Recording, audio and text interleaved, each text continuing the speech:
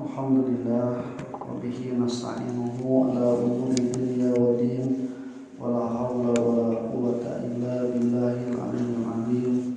Asyhadu an la ilaha illallah wahdahu la syarika lah wa anna Muhammadan abduhu wa rasuluh alladzi la nabiyya ba'dahu amma ba'du. Wa iman rahimakumullah, ayat ke-42 surah Al-Baqarah, Allah Subhanahu wa taala ngadawu A'udzubillahi minasyaitonirrajim wa la talbisul haqqo bil batili wa taqtumul haqqo wa antum ta'lamun. Artosna pamidina seseueur tarjamah mah wala talbisu teh hartosna ulah nyampurkeun. Ai kalimat nyampurkeun mah biasana dina unsur-unsur anu bisa larut satu sama lain. Contoh, cai jeung sirup, cai jeung kopi, teh larut nyampur. Napikeun geus jadi cai kopi. Cai kopi, kopi lain. Cai lain. Cai kopi aya nama.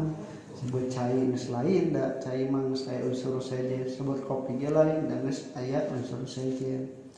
Namun cai dihijikeun jeung minyak, naon ngaranna? Cai. Berarti cai jeung minyaknya lain cai minyak. Sabab cai mah teu bisa ngahiji jeung minyak. Nah, ikhwatu iman rahimakumullah, di dieu ayatna teh wala talbisul haqqo bil batili itu. Ulah lamun diartoskeun ku sanes mah jangan mencampur adukan antara yang hak dan yang batil. Berarti lamun kudu mustadi sesuatu yang bisa larut satu sama lain, berarti itu disebut sebagai percampuran. Tapi lamun misalnya teu bisa larut satu sama lain mah eta teh bisa disebut mencampurkan atau mau campur aduk. Maka patarosanana ai anu hak jeung anu batil dia bisa hiji bisa nyampurkeun. Lamun bisa anu hak jeung anu batil bisa ngahiji atuh meureunang nu ngaranna hak teh geus bisa kabur. Mun halal nya halal, mun haram nya haram, moal aya nu halam, moal aya halal mah halal, halal mah haram, tah kitu. Maka kalimat talbisu di sini kalau dilihat di dalam kamus, kalimatnya hartosna teh seueur. Salah sawiosna labisa itu memakai, albasa memakaikan, atau menutupi, jadi albasa. Jadi lamun ku terjemahan mah ieu teh langkung paos disebutkeunana teh sebagai memakaikan atau menutupi yang hak dengan yang batil, ketimbang mencampurkan perkara yang hak dan yang batil. Kenapa? Karena sifat hak dan yang batil itu berbeda satu sama lain. Seperti Allah Subhanahu wa taala menyebutkan perumpamaan hak itu seperti cahaya dan perumpamaan batil itu seperti kegelapan. An-Nur wa Dhulumat. Kemudian juga dalam surat Al-Isra jelas pisan disebutkan waqul ja'al haqqu wa zahaqal batil. Kalau sudah datang yang hak, maka yang batil itu akan hancur. Tidak mungkin dua-duanya akan bercampur bersatu padu. Maka kalau kebenaran diibaratkan dengan cahaya, cahaya itu bisa dihilangkan tidak? Cibu, cahaya bisa dilengitkeun teu? Kumaha carana?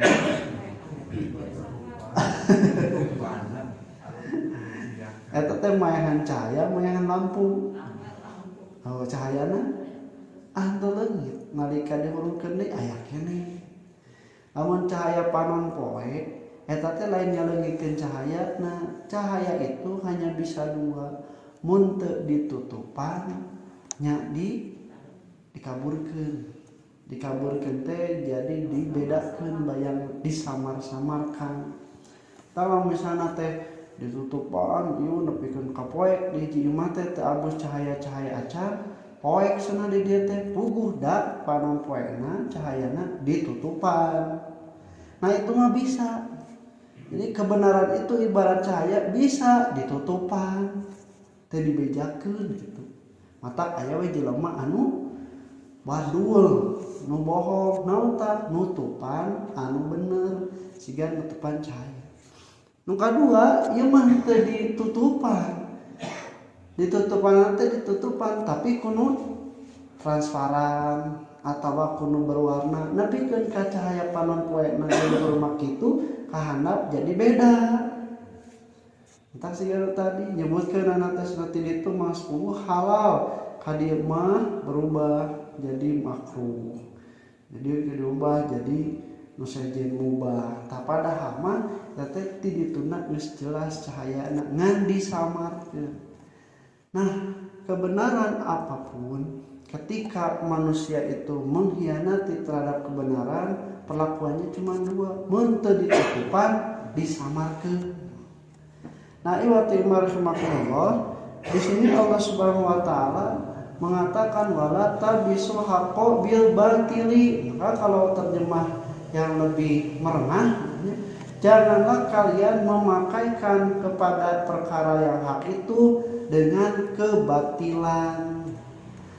Janganlah kalian menutupi perkara yang hak itu dengan kebatilan. Fungsinya untuk apa? Nah tadi menghilangkan, menyamarkan siapa? Persepsi orang-orang yang melihat. Napikeun ka cek anu ngadengi, cek anu ningali teh siga nu bener. Yang bener kan? Kalau memang sudah hakikatna tapi disebutkan siga nu bener. Mari ta anu rame. Surat ka-24 teh suratna teh namina naon? Surat An-Nur. Ai an teh tina Anies Baswedan. Ai Nur teh Gatot Nurmantio. Jadi An-Nur teh ayat ka-24.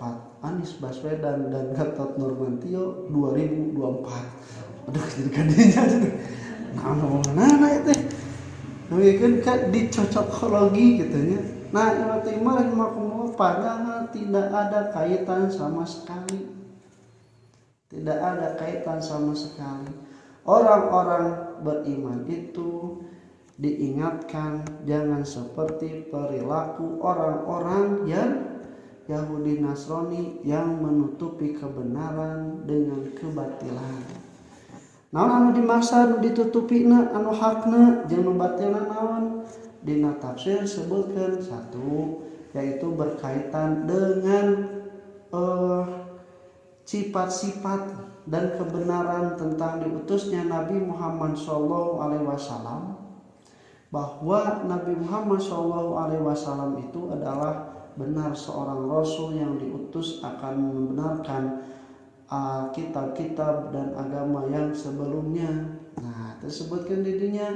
Tapi ternyata kusabab hasad orang-orang Yahudi dan Nasrani itu menutupi, memakaikan perkara yang hak itu dengan kebatilan. Di Alkitab itu jelas ada seorang Rasul yang akan diutus, seorang Nabi yang akan diutus, dikaburkan oleh mereka, disebut atau diganti dan ditafsirkan bahwa yang akan datang itu bukanlah seorang Rasul, tapi yang dimaksud adalah santo, sains, orang-orang yang suci di kalangan mereka. Entah seueur di kalangan orang-orang Nasrani mah santo anu ya, Santo Claus, Santo Yusuf. Nah, karena itu nya eta teh waktu makumullah sebagai mengganti bahwa akan datang seorang nabi. Sabab naon teresep nabina ti golongan orang-orang Arab lain ti Bani Israil.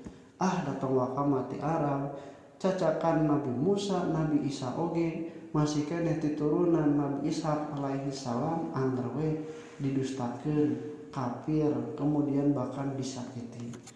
Nah, karena itu waktu marhamatullah di ayat selanjutnya wa taqtumul haqqo, dan engkau menyembunyikan yang hak. Nah, jadi tadi kalau tidak disamarkan dengan ditutupi dengan yang batil, disumputkan yang hakna. Dan terakhir wa antum ta'lamun, dan kalian itu mengetahui, artinya mereka melakukan ini dengan kesadaran. dengan sudah tahu bahwa di dalam Alkitab, di dalam kitab dan yang diajarkan oleh Nabi Musa dan Isa sudah jelas ada Nabi Muhammad SAW, tapi mereka mengaburkan, menutupinya. Kemudian tafsir yang kedua, bahwa yang dimaksud mencampurkan atau misalnya memakaikan ini adalah menyatukan antara ajaran-ajaran Yahudi dan Nasrani dengan ajaran Islam, yang pada dasarnya ajaran yang telah dirubah oleh mereka itu sudah tidak sesuai lagi. Sabab naon sifat Al-Quran mahfuduna musaddiqon, membenarkan. Maka kata Rasulullah SAW, lamun ngadangu tina Alkitab tong dibenerkeun kabeh, da teu bener kabeh, jeung tong disalahkeun kabeh, da teu salah kabeh. Nah, Dr. Zakir Naik pun itu menyebatkan, kalau misalnya kami mendengar dari Alkitab, perjanjian lama atau perjanjian baru, maka satu, jika sesuai dengan Al-Quran, kami mengimaninya. Jika tidak sesuai, kami tidak mengimaninya. Tapi jika sifatnya opsional, percaya atau tidak, maka kami pun menyikapinya opsional juga. Kalau misalnya ini sesuai, kami ikuti, kami percayai, tapi kalau tidak jadi masalah. Sapertos kisah-kisah Nabi, sapertos tentang bagaimana Nabi Muhammad dan Nabi Isa, Nabi Musa, mukjizatannya itu sifatnya opsional. Nah, mudah-mudahan ya Allah Subhanahu wa taala urang dipikaringan jangan seperti mereka, yang hak katakanlah hak walaupun pahit, yang batil katakanlah yang batil. Jangan dicampurkan atau juga jangan disembunyikan. Qul qouli hadza wa astaghfirullah li wa lakum. Assalamualaikum warahmatullahi wabarakatuh.